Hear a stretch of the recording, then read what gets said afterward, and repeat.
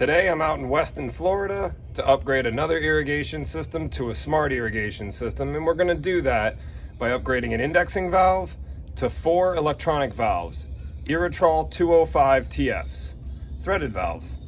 And then we're going to go over here to this mechanical timer, and we're going to replace it with a Hunter HPC controller to control those valves. Let me show you what we're looking at right now. Here we have a typical Florida system with a pump and an indexing valve. There are a few things here that are not typical, and that would be the drainage elbow right here and the check valve on the discharge. Usually the check valve is found on the intake line, and if this was a well system, the check valve would be found probably right about there. But since this is a canal system, we usually install the check valve at the bank right next to the canal on the suction line. So that is where we'll be moving the check valve out there, and we will be replumbing this entire thing, as I said, with electronic valves that will be installed in a valve box in the ground. I don't have my tripod today, so I won't be able to show you the process of me doing this step by step, but I'll check in from time to time to explain exactly what it is I'm doing. The first order of business will be digging a hole right here. And that's because we're going to install the valves underground in a valve box in this location. Wow, what a hole. Now that we've got this excavated, we can cut out the plumbing of the indexing valve to the pump here. And we're also going to cut out the intake line so we can replumb all of that, which is why I have it dug down to the 90 so we can cut the pipe that's coming from the canal and then put a new 90 on and rebuild this up to the pump with all fresh parts.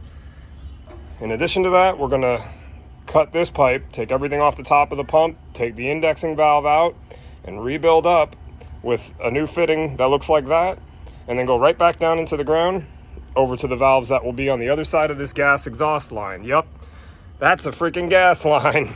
So I had to dig around that the whole time excavating this, and now that I got it all out of my way, I'm going to go ahead and install the valves right over there. All right, and this is what it looks like with everything cut out of my way, with the exception of those two parts connected to the pump, which is the very next thing I'm going to remove and then replace with new fittings and pipe and reconnect it to that suction line.